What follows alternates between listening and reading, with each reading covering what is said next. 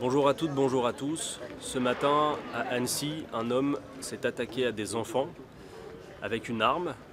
Je veux d'abord avoir une pensée pour ces victimes, leurs familles, pour les secours sur place. Nous attendons d'en savoir plus sur ce qu'il s'est passé et l'intervention n'est pas terminée. Nous sommes saisis d'effroi par cet acte terrible qui a frappé des enfants. Et aujourd'hui, nous sommes aussi dans un moment tout particulier de la vie démocratique de notre pays, puisque vous le savez, l'Assemblée nationale, ce matin, devait examiner la proposition de loi du groupe Lyot visant à abroger la réforme des retraites qui va voler 2 années de vie à tous les Français en faisant passer l'âge légal à 64 ans.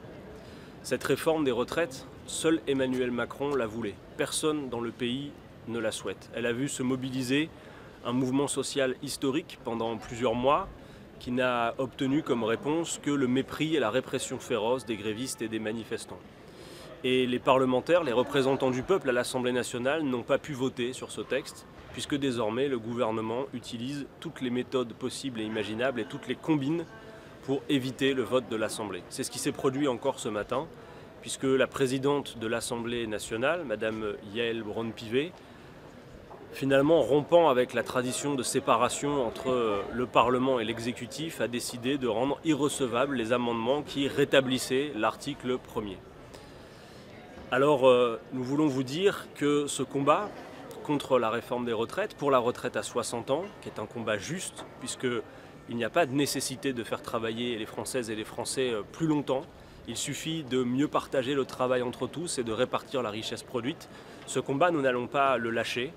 Et ce n'est pas ce coup de force antidémocratique de la Macronie qui va nous y faire renoncer. À chaque occasion, nous reviendrons sur le sujet car cette séquence a prouvé qu'il y a une large aspiration populaire dans le pays pour la retraite à 60 ans. Alors courage à toutes et à tous qui vous êtes mobilisés pendant ces nombreuses semaines. Et ce combat-là, nous ne le lâcherons pas et nous allons le poursuivre.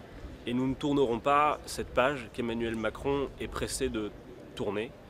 Et nous n'acceptons pas non plus que ce matin, dans les couloirs de l'Assemblée, certaines utilisent le drame terrible qui s'est produit aujourd'hui à Annecy pour en quelque sorte nous dire que les débats à l'Assemblée finalement seraient vains, inutiles, non avenus.